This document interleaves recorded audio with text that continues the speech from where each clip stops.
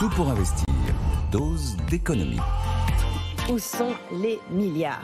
Où Bercy va-t-elle trouver les 50 milliards d'efforts budgétaires de 2025 ? Ce matin, chez nos confrères des Échos, le ministre de l'économie et écrivain à 16 heures perdues, Éric Lombard, annonce de nouveaux renoncements. Mon cher Nicolas, que dit notre ministre ? Je suis très partagé en fait sur la lecture de ce qu'il dit. Alors, il dit qu'il est super pro-entreprise, que la richesse sont les entreprises.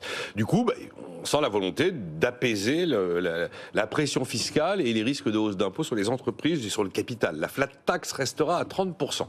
Effectivement, moi, je suis partagé parce que si on la met à 33%, on pouvait peut-être espérer d'avoir des recettes en plus, mais enfin, à côté de ça, la laisser à 30%, c'est quand même, à mon avis, une bonne décision. Ouais.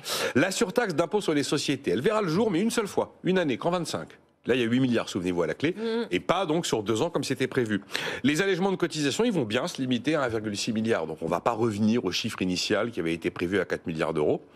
Donc tout ça, c'est bien, on ne va pas alourdir le coût du travail, très très bien. Okay. Mais à chaque fois, vous avez quand même des paquets d'éléments budgétaires qui disparaissent. La taxation des plus riches, alors c'est très très flou, parce qu'il est question maintenant d'une contribution anti-optimisation dont on ne connaît absolument pas les contours. C'est visiblement destiné à des patrimoines élevés, sans doute patrimoine, je pense. Donc plus les revenus, et ça remplacerait l'idée de mettre une couche supplémentaire de surtaxe sur les hauts revenus. Le barème de l'impôt sur le revenu sera bien indexé sur l'inflation, donc il n'y aura pas de hausse généralisée de l'impôt sur le revenu.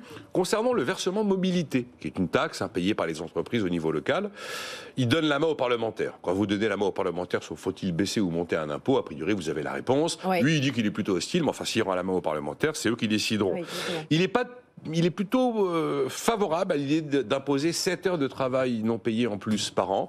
La grande idée de la semaine de Catherine Vautrin, ce qui revient effectivement à doubler la taxe mise en place avec le lundi de Pentecôte, tout simplement. Alors très bien, mais tout ça s'ajoute quand même à toute une série de renoncements qui avaient été accordés au Parti Socialiste, parce qu'à l'époque, il fallait l'appui du PS et trouver un accord de non-censure. Des renoncements, cette fois-ci, qui portaient principalement sur les effectifs de la fonction publique et les dépenses sociales, notamment au moment où il a sacrément relevé l'objectif de dépenses d'assurance maladie par rapport à ce que Michel Barnier avait laissé. Et pourtant, les enjeux budgétaires sont forts, puisque d'après les informations des Échos, Bercy vient de réviser à la hausse le trou de la sécurité sociale pour 2025 à 25 milliards d'euros, contre 18 milliards d'euros en 2024. Ce qui fait que j'ai une lecture un peu schizophrène du truc. Je me dis, c'est très très bien d'éviter de monter les impôts, c'est très bien d'éviter de monter de la pression fiscale, d'éviter de casser les éléments de politique de l'offre qui sont à peu près les seuls trucs positifs qu'on pourra mettre au crédit du président actuel, mais de l'autre, faire des renoncements à répétition, c'est parfait. Seulement, quand on a annoncé une feuille de route budgétaire à 50 milliards et qu'on a mis à la clé le fait de revenir à 5,4 de déficit, il y a un moment, les milliards, il va falloir les trouver malgré tout. On va aller les trouver peut-être. Je pense à tous nos auditeurs retraités qui sont nombreux à m'écrire. Je trouve qu'on tape trop sur les retraités sur la chaîne. Ils m'écrivent aussi la même chose. Que dit Éric Lombard, notre ministre, justement sur la mise à contribution des retraités jeunes et moins jeunes? Enfin, on ne tape pas sur les retraités ici. On couvre les sujets d'actualité où la question des retraites est centrale, que ce soit la réforme ou aussi la mise potentielle à contribution. On ne touche aux retraités. C'est ce qu'il. C'est pas vraiment dans les Échos, mais c'est sur France 2 qu'il l'a précisé ce matin.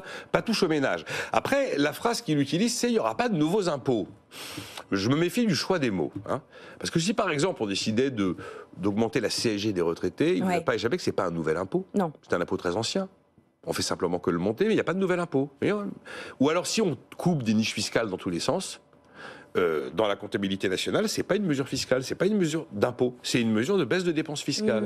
Et on sait très bien que des promesses de ne pas alourdir la fiscalité tout en utilisant la méthode de la baisse de la dépense fiscale, oui, effectivement, c'est pas des hausses d'impôts, oui, effectivement, il n'y a pas de nouveaux impôts, mais on tape dans la dépense fiscale, et taper dans la dépense fiscale, à l'arrivée, pour celui qui est concerné par la niche coupée, c'est à peu près le même effet. Donc en tout cas, l'engagement du jour, c'est les retraités peuvent dormir tranquilles, et les ménages aussi, nous dit-il. Bon, le bilan, de tout ce que vous nous dites depuis quelques minutes, Nicolas, c'est que j'ai le sentiment que ces 50 milliards, ça va être compliqué à trouver.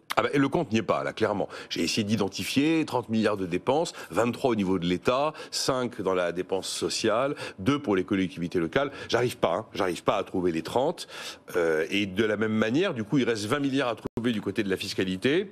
Je me suis posé à peu près la même question. Il m'en manque un peu moins de la moitié. Je vois la surtaxe IS. Si on arrive à faire effectivement une contribution sur les patrimoines qui rapporte les 2 milliards prévus par rapport aux revenus, On verra.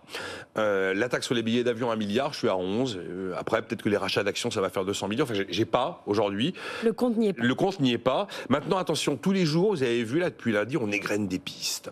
On égrène des ballons d'essai lancés par tel ou tel ministre au gré des passages devant les télés, les micros des téléradios le matin. Et généralement, avec un concept ou un principe, c'est qu'à chaque interview, vous avez une taxe. Le truc est quand même totalement décousu. Chaque fois, on vous annonce des nouveaux éléments qui sont très loin d'être à la hauteur des enjeux financiers. Généralement, c'est du coup de rabot sans lendemain. Il faut bien avoir une donnée en tête, là. La France doit réduire de 110 milliards d'euros son déficit structurel d'ici à 2029. Je ne parle pas de l'ensemble du déficit. Le structurel, c'est le déficit auquel on est abonné année après année. Le déficit, notre déficit evergreen. Qui est dans l'ADN de notre mode de fonctionnement. C'est pas le déficit qui est dû parce qu'on a un choc Covid ou parce qu'on a un choc énergétique. Okay. C'est celui-là que regarde Bruxelles. 110 milliards d'euros d'ici 2029. Ça veut dire qu'au minimum en structurel, alors je suis d'accord, les économistes s'arrachent un peu les cheveux pour mettre la frontière. Qu'est-ce qui est structurel, qu'est-ce qui est conjoncturel? Enfin quand même. Sur le structurel, ça veut dire qu'il faut faire moins 22 en 25. Ouais. Okay, mais il faut rajouter moins 22 supplémentaires en 26, et moins 22 supplémentaires en 27, et moins 22 supplémentaires en 28, et moins 22 supplémentaires en 29. Là, quand je vois la difficulté qu'on a à avancer sur le premier étage de la fusée, plus on va aller de budget en budget, plus ça va être compliqué d'aller identifier des économies. Et il est évident que ce ne sera à l'arrivée pas indolore. Ce sera même douloureux pour beaucoup de monde. Et donc, avant de commencer à balancer des petites pistes, des petites taxes, oui, on l'a fait, non, on l'a fait pas, il faudrait peut-être s'imaginer qu'on a 110 milliards de structurels à trouver, commencer à se faire la feuille de route et à se demander comment on va répartir cet effort, dans quelle mesure la fonction publique va être mise à contribution, dans quelle mesure on va effectivement supprimer des doublons, des gaspillages d'État, dans quelle mesure le poste des retraites va devoir payer, dans quelle mesure les actifs. Enfin bref, un peu de vista, parce que là on n'en a pas. Un peu de vista. Bon, il fait Calimero après le ministre Éric Lombard. J'ai eu 15 jours, comprenez-vous, monsieur, dame, c'est compliqué. C'est vrai, c'est pas simple. C'est pas simple. Un peu de vista, c'est ce qu'on souhaite pour notre pays. Merci beaucoup, Nicolas Dose, pour cette dose d'économie, cette dose de milliards manquants à retrouver en podcast et en replay. Et puis, vous le savez aussi sur YouTube ou BFM Business a une chaîne. Vous pouvez retrouver les excellentes chroniques de Nicolas. Être d'accord ou pas d'accord, mais en tout cas, partagez avec nous vos convictions économiques dans l'espace commentaire que permet YouTube.